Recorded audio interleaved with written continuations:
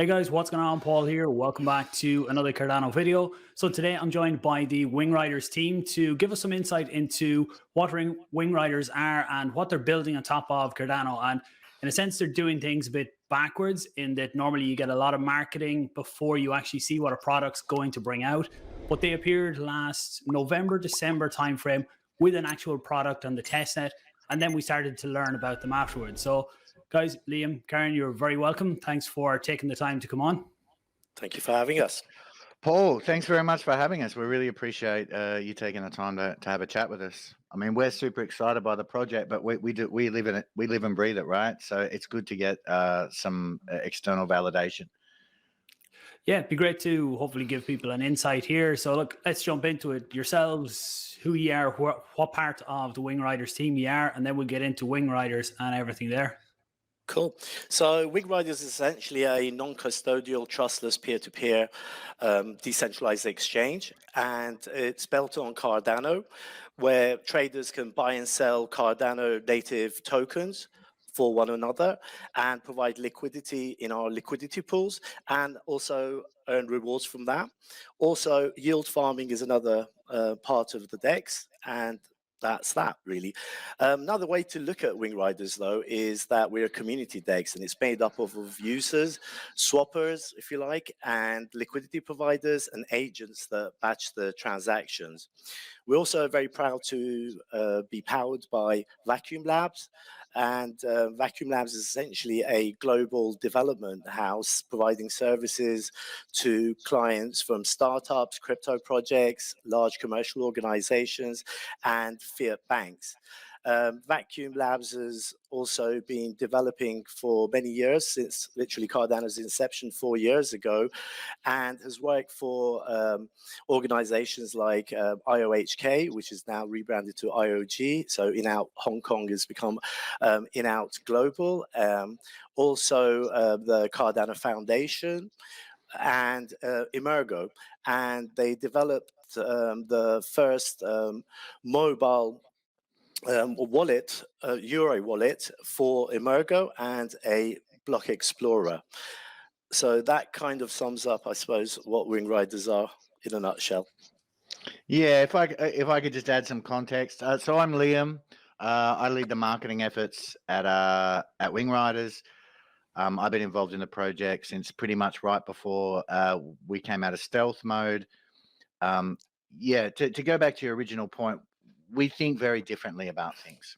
I've been in the crypto space a long while. I've been CMO of a couple of blockchain companies that have gone through to IPO. I did an ICO back in 2017. So I've been in the space a while, and I sort of understand how it develops.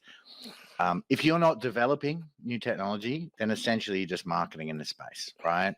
And Vacuum Labs powering Wingriders and Wingriders itself, the development, we're very much developer led. Like we say this in our blogs, right? When we see a problem, you know, when we approached the DEX on Cardano situation, we looked at it for a number of months from a technical perspective. Was it feasible? Was it doable? Was it safe? Right? And then everything that sort of comes out, you know, marketing very much takes a back seat. We obviously get stuff and then figure out how to communicate it, but we're very much driven by the technology. Those guys will sort of say, okay, how would we do this? What are the risks? How do we offset them?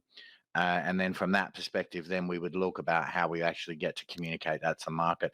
So we're very, very different. I think Kaaran did an excellent job kind of introducing the project from our side.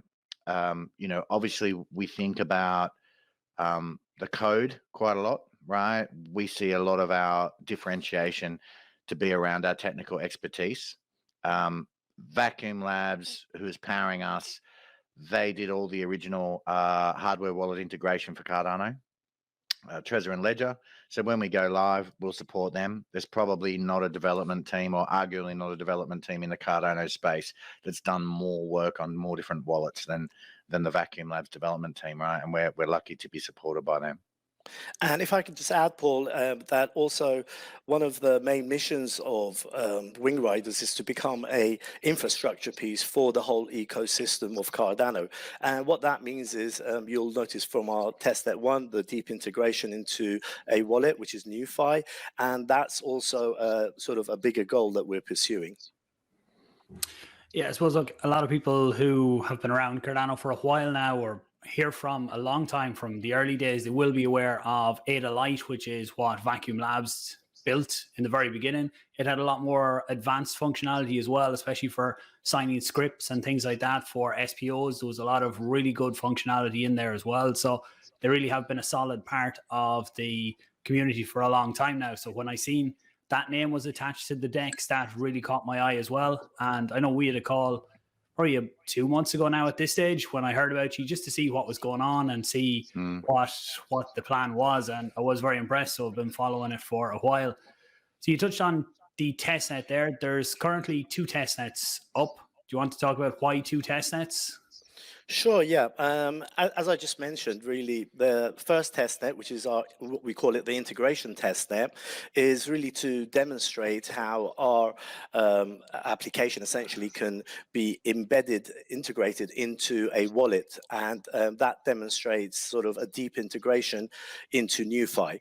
The second testnet, which we call the platform testnet, is really to reflect what the actual DEX platform will look like on the mainnet with supports from supporting various wallets that we have currently on there. Yeah, just to jump in on that, right? So when we originally built the proof of concept, we thought about this infrastructure piece, and it's really important to us, right? Vacuum Labs has been in the Cardano space a long time. Everyone involved with Wingriders is pretty legit in the Cardano community, right? We read all the blogs, we follow all the people on Twitter, we follow you, we read all the tweets, we follow the other our competitors and the other decentralized exchanges. We're excited by the same things that the community is. What we hadn't seen was someone really trying to build a solid piece of infrastructure to sort of lift all of Cardano forward, right? We have branding, but it's an interesting part of our project and it's important to us, but it is not critical, right? What do we mean by infrastructure? In a year, if some project is building a dApp and in that dApp they need swap functionality, we would love to be the guys that they come to first, right? And they can integrate the same way that we did in the testnet version 1, which is the NewFi integration, where all of your screens and UI, that was all NewFi, but we were the back end piece. Now, the new testnet 2, this is actually our platform, right? So when you come in, it looks very much the same as other exchanges. Obviously, our look and feel is pretty different. Some people love it, some people hate it, but I like our style. But very much now you're looking at the platform, right? So going forward, we will do further of these deep integrations, but now we're trying to scale to cover as much of the Cardano community as possible. So we're launching with Nami, CC, Flint, Giro. Ledger, Giro, sorry, yeah, I always forget Giro. Sorry about that, Giro team. Ledger and Trezor, and obviously NewFi, right? So we're launching with a fair number of wallets, and I think we will probably scale faster than most of the other guys just because we're very familiar with wallet tech. Yeah, just the point on the sorry, Paul. Just the point on the 2 hardware wallets. They are actually supported, but I just like the community to know this, that Ledger will be updating its Alonso integration, and essentially then you can practically use it. We have got a support for it on the actual DEX, but that's the actual time you'll be able to use it. And also with Trezor, I believe the integration is somewhere in May. Yeah, so we have to wait for them to push the code update before we're ready to go. Nothing to do with us. That's what we're waiting for. We've done our piece. Yeah, I'd seen some of the updates from people saying it was all done. They were waiting on the updates from both. On Ledger, have you any insights into when? I had heard a while ago, maybe by the end of March. I haven't seen anything in the last few weeks as an update on that. Yeah, I mean, yeah, you're up to date with the information we have as well. We believe it's in the next few weeks now. Great. Yeah, I get the impression somewhere I'm the figure, the 14th of April, sticking in my head, but don't like hold my feet to the fire. But that's what I'm getting the impression. A couple of weeks out. Okay, and back to the DEX then. So testnets are up, and we have swap functionality and liquidity pools. One thing I seen as well was that when people provide liquidity, they can actually stake that ADA as well. Do you want to just explain, I suppose, what that means? That people, they get the fees from liquidity pools, but they also still earn their staking rewards, or do ye take the staking rewards, or how does that work? Sure, yeah. So the ADA auto staking is a unique feature of the DEX at the moment, where ADA and another Cardano native token are provided as liquidity, and that ADA gets automatically staked. Currently, it's staked with UFI, but later on, the community, the liquidity providers in the pool can vote for which pool they like it to be staked in. Yeah, so Okay. we're a little bit different than you know, a lot of the other dexes. Yield farming and staking are almost interchangeable, right? Because no one's giving the basic the Cardano staking. So we're different. When we talk about staking, we're talking about traditional ADA staking, right? So you're earning your regular payment, so every epoch. So that exists on us right now. I know there's a couple other dexes who are talking about integrating this really soon, but right now that's live with us. Then yield farming will be coming a little bit later, and that will obviously be with other tokens, and we'll talk a little bit more about that as details kind of come out.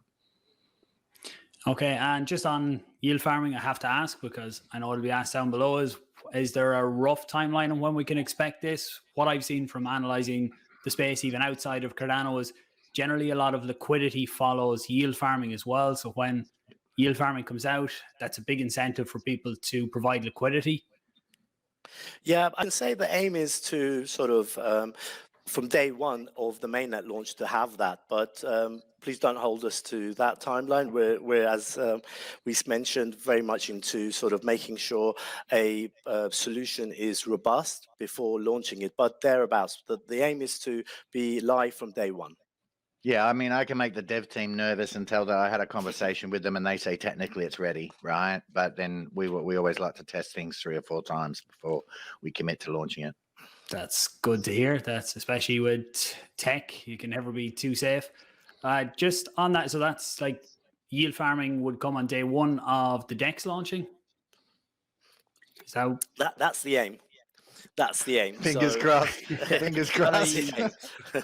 You've said it here. I have it recorded. No, look.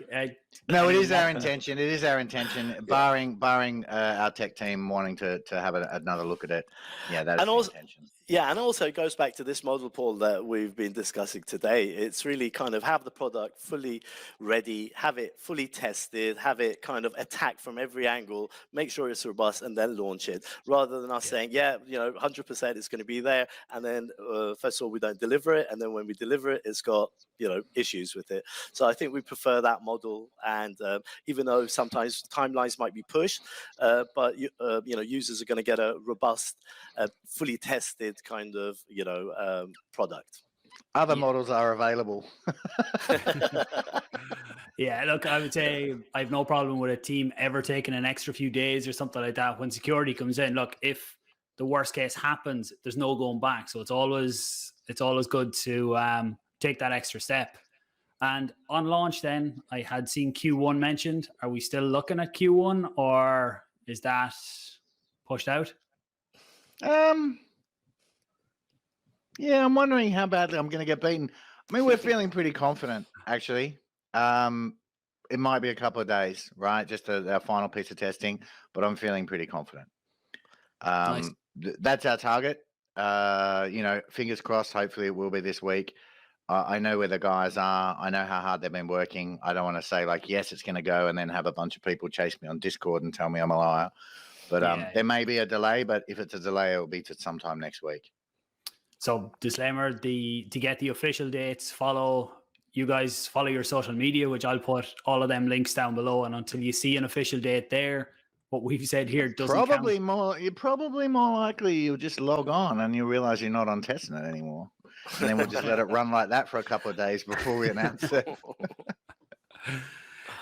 So on that then, if you are that close, audits, have you completed audits for the code yet?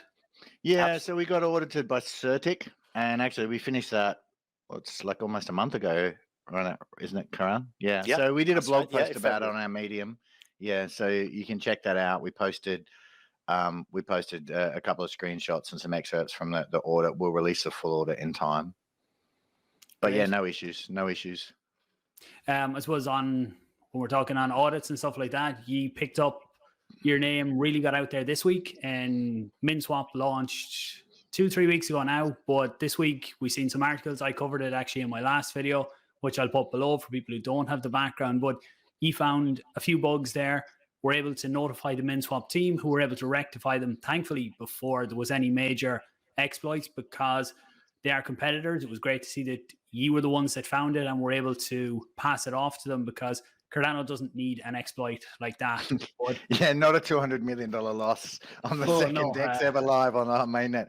Yeah, I mean, I didn't really want to talk about this too much, but it is really topical. So I'll address it just really quickly. So I think it was the 19th, Minswap published their code, right? They open sourced it.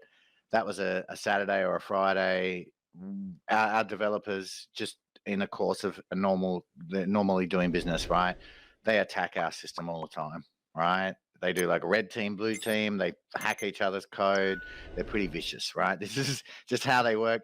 If a new repository of good code that comes up that's related to what we're doing, they're always across that, right? Like they will find it before I find it. If I came in the afternoon and pinged them and said, oh, Minswap's published their code, they'd be like, yeah, we've been looking at it for hours. So on the 21st, we started to look at it. Within a couple of hours, we saw a number of issues. So that sort of pulled the one or two guys who were looking at it recreationally to pull a couple of other guys on it. And within sort of 4 or 5 hours, we'd found like multiple pretty like critical catastrophic issues, right? In terms of literally you could just siphon the money out of liquidity pools. So there was a bit of a discussion on our side that what was the quickest way to address it. We didn't have a contact with Minswap, right? It's not like all of us DEXers sit around and drink coffee together. We knew some people who knew some people. So we got a confirmed contact. We obviously didn't want to contact someone who wasn't connected because that could go badly. So once we had a confirmed contact, we got in contact with them. We explained what the issues were. We gave them some sort of practical advice about how to approach it. They had a different approach, which is totally fine, right? It's their project and their baby. And from our side, as we mentioned in our Medium post about it, we did actually think about unwinding all the liquidity on the platform, because that's the quickest way to actually get rid of the exploit, right? It was to send all the money back from where it came from. But we realized that would be an irrevocable damage to their brand, right? And based on the success of them and how they've worked really hard and the building of a community, we didn't feel that we were in a position to do that. So we contacted them. We had a conversation. They chose to take the DEX down for 50 hours and do a smart contract swap, right? And patch that code, which is, it's a decision. From our side, our developers, I said at the beginning of the interview, our developers really are, I think, arguably one of the more experienced teams in the space, right? And they live and breathe code, right? Any code on any exchange that's open sourced, any other Cardano project that's open source, we spend a lot of time looking at that, right? So from our side, it was inevitable that if we had that code error, it would probably get smashed in one of our code meetings. So, it's lucky, I guess, that we found it. We're really happy that we managed to save a bunch of people in the Cardano community from losing their money. But yeah, this is just, we're working with a lot of new technology, right? We're all moving really fast. Accidents happen. That's it. And look, as I said in my video where I covered it, thankfully this time things were okay. And hopefully everyone learns a lot of lessons from this. Both communities out there actually now understand the risks of getting involved. Some didn't fully grasp that when you get involved, you give up custody of your funds and things like this. Audits can miss code at times. So it's great to hear that the likes of ye are out there looking at any other code that comes open source as well, because you can be sure there's going to be lots of not so good actors out there. So as someone that was in the Minswap community, had funds in there, thank you for saving my funds as well. I'll pass it along, man. It wasn't me. I'm no good with code, but I will mention it to our developers. No problemo. So let's get on to the token. That's another very popular question. The Wingriders token, there's no sale dates or anything like that coming up yet that I've seen. Do you want to talk about that? Why you're launching the product first, or again? Yeah, I mean, before marketing. It's to do with that sort of developer-led philosophy that I mentioned before. From our side, we always had the intention that we want to be on mainnet with a full product and let everyone use it before we consider how we're going to distribute our token. And the reason for that is, like, try before you buy, right? We want you to see what you're getting. We want you to see the technology. We want you to see what we're building. We feel that our platform speaks for itself. We did originally, sort of when we came out of stealth in December, we did talk about Q1 mainnet, Q1 token sale. Mainnet, I feel fairly confident that we'll be on this week, barring any of those situations I outlined before, where our guys want to do another code recheck. But essentially, that's where we are. Obviously, if we're only getting the mainnet and we want everyone to try the platform, we're probably not going to do the token sale this week.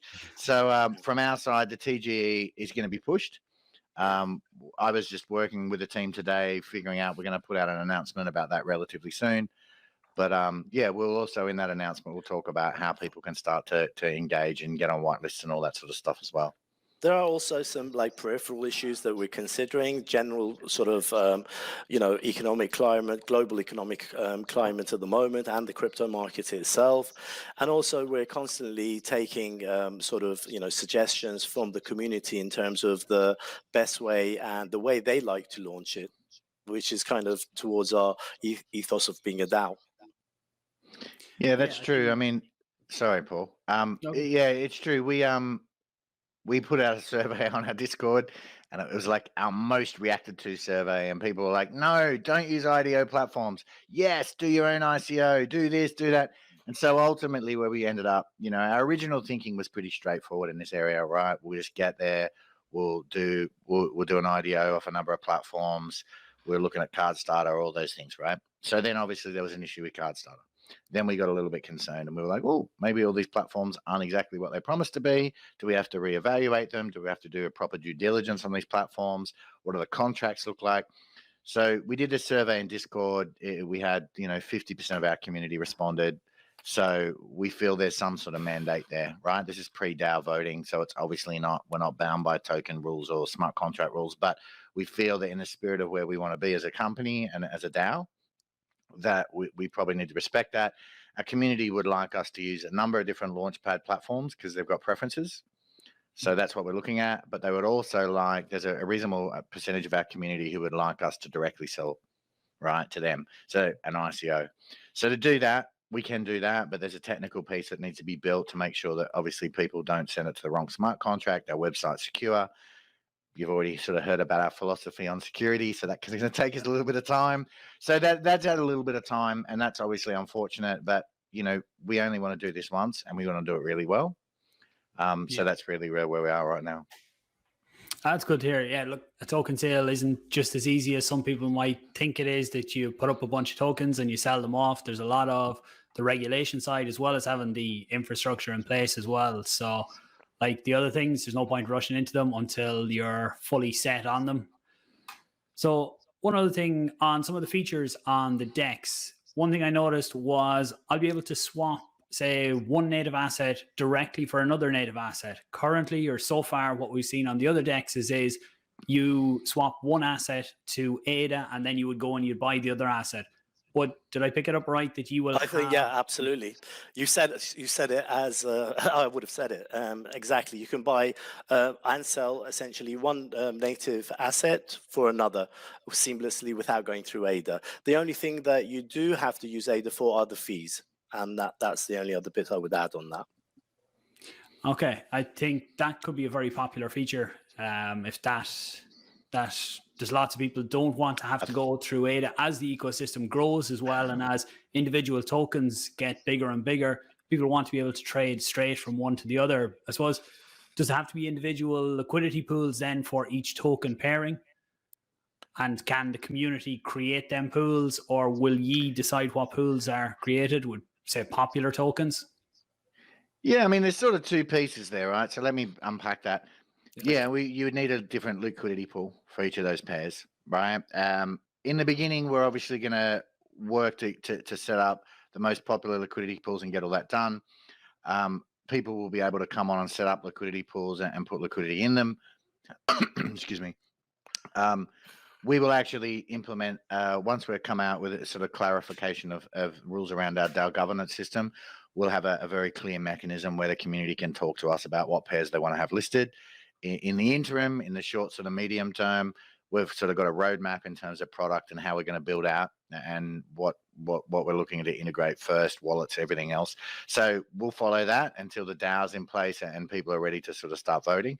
But we're obviously open, you know, if there's a lot of popularity. We had another pre-DAO voting on our channel and people were talking about wallets. We had a lot of feedback on which wallets they wanted us to use, and some of those wallets were probably not the ones you would just pick off the top of your head, but they drove pretty successful social media campaigns to have all their community come on our channel and vote. So, you know, now we're considering how we can integrate them, right? Yeah. Okay, great. Yeah, I think that will be a very popular feature. On that, are there any other features or is there anything else in the pipeline for Wingriders that you can put out there yet? I know sometimes you can't reveal all at an early stage, but anything else we can look forward to for Wingriders? Sure. I mean, I suppose I'd highlight the things that set us apart. Maybe that we've said them, but I'll just reiterate them essentially. So it's the token-to-token pair swaps that you were talking about with Cardano native tokens. The other one is obviously the ADA auto staking. Also, the hardware wallet support that we have for Ledger and Trezor. That's also another feature we think is fairly unique to us. Also, the integration, the deep integration we've had with the NewFi wallet. And finally, I would highlight the agent model that we use. Agents are essentially eight actors that batch the transactions. And currently, this is centralized, but we're aiming to decentralize that so anyone can actually become an agent and batch transactions and earn fees accordingly. Yeah, very much like what we said at the beginning does hold true, and we tend to try and cleave to our philosophy as much as possible, right? We always like to show that our text works before we put it out publicly. We are really community led, and we want to be an infrastructure piece. So, you know, from day one, we built that our batches can be anyone, right? We call them agents, not scoopers or whatever the other dexes call them, but it won't go live right when we go to mainnet, but relatively soon after that, we'll start to sort of provide that opportunity, right? Because we don't think it's all about whales. It's all about people who are holding a couple $100,000 worth of X token to get in there and make that opportunity. If you're a small guy, but maybe you've got a good token pair that not many people play in, and that's a space where you want to be, and you also want to get involved in batching, that's all available to you, right? That's in our roadmap, and we're pretty committed to delivering that stuff to the community. Great. I look forward to that. I'll definitely be spinning up a server to run a batcher in your system as well when that becomes available. So anything else you want to cover here before we close it out? I think we've covered lots of different points, but anything that I've missed on this and that you want to cover? I mean, no, not really. We're always super keen to have more people in the front of the Cardano community come over and check us out. Whether that's our testnet A, the integration testnet, or testnet B, the platform testnet, or just want to wait till mainnet. Like, we're super keen to get feedback from people. We've got a ticketing system in our Discord. We're always keen to take feedback. If someone comes over and uses it and they can see a difference or something that they think could improve, even if it's a UX or UI thing, we're super, super keen to hear from anyone. We're always keen to get the feedback from the community. So yeah, please, any of your listeners who want to come over and check us out, please do. Follow us on Telegram, Twitter, Discord, whatever. Just jump over and get involved. Absolutely. Couldn't say any more myself. Great. Well, I will put all of them links down below. And look, once things kick off, once you have details on the sale and everything like that, maybe in a few weeks, we can do a catch up, see how launch has gone and how everything's running at that stage and take it from there. That'd be amazing. Yeah. Thanks very much for your time, Paul. Really appreciate it. Absolutely. Thank you very much, Paul. Thank you very much for coming on. I appreciate it. Hopefully everyone watching has got some value. Don't forget to subscribe, leave comments for questions or anything like that down below, or even just one for the algorithm. Put it in as Wingriders, and I will talk to you soon. Thanks for watching. Okay. Cheers.